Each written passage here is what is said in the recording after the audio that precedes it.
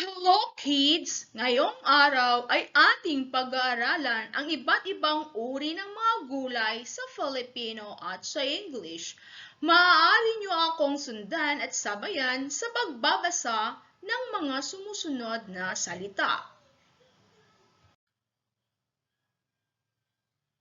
Okra, lady's finger. Okra, lady's finger.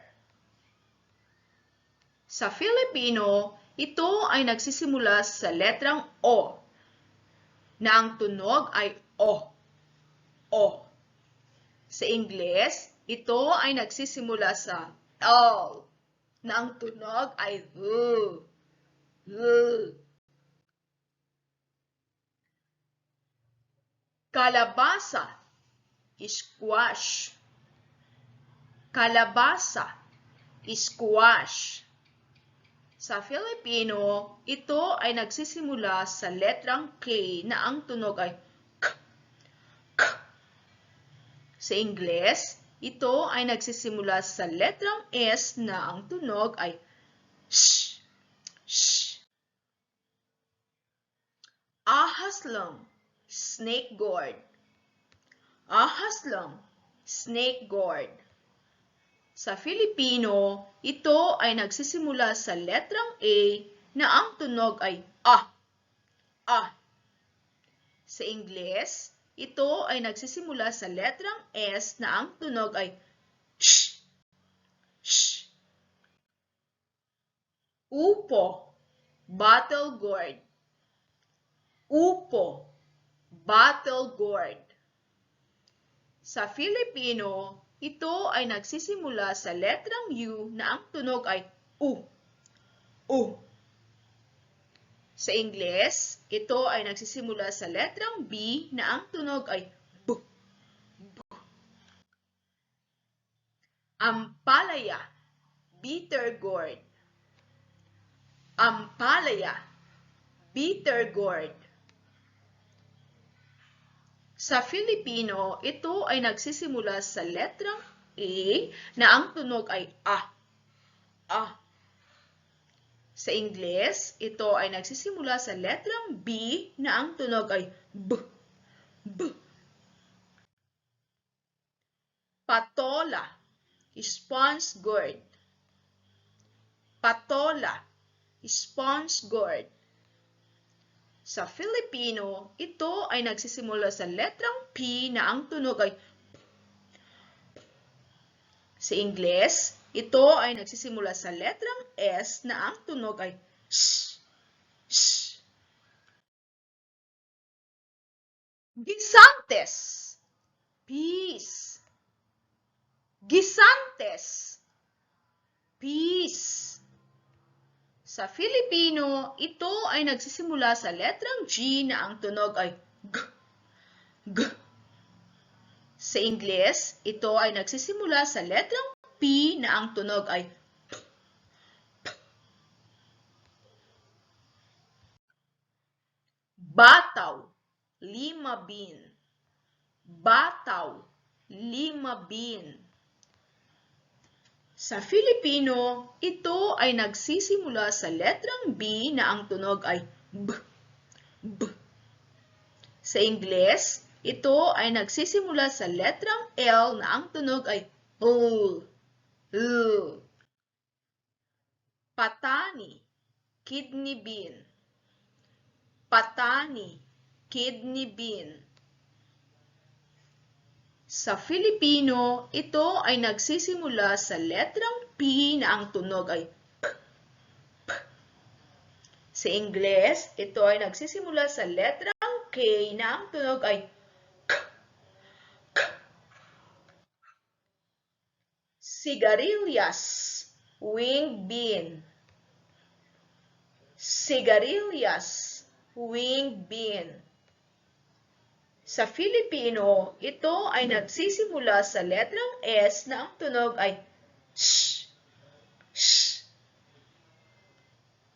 Sa Ingles, ito ay nagsisimula sa letrang W na ang tunog ay W. W.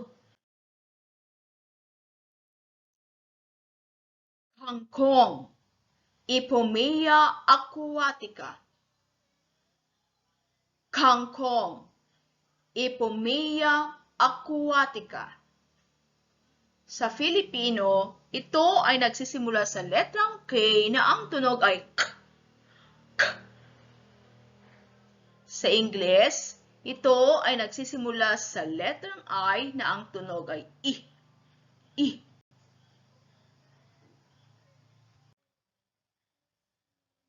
Malunggay, horseradish. Malunggay, horseradish. Sa Filipino, ito ay nagsisimula sa letrang M na ang tunog ay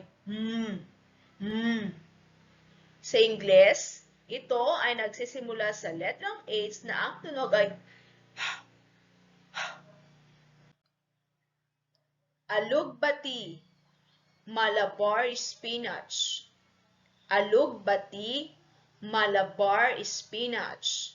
Sa Filipino, ito ay nagsisimula sa letrang A na ang tunog ay A. Sa Ingles, ito ay nagsisimula sa letrang M na ang tunog ay Petsay, pechay. Petsay, pechay. Sa Filipino, ito ay nagsisimula sa letrang P na ang tunog ay P. Sa Ingles, ito rin ay nagsisimula sa letrang P na ang tunog ay P. Kinchay, celery. Kinchay, celery. Sa Filipino, ito ay nagsisimula sa letrang K na ang tunog ay K. K.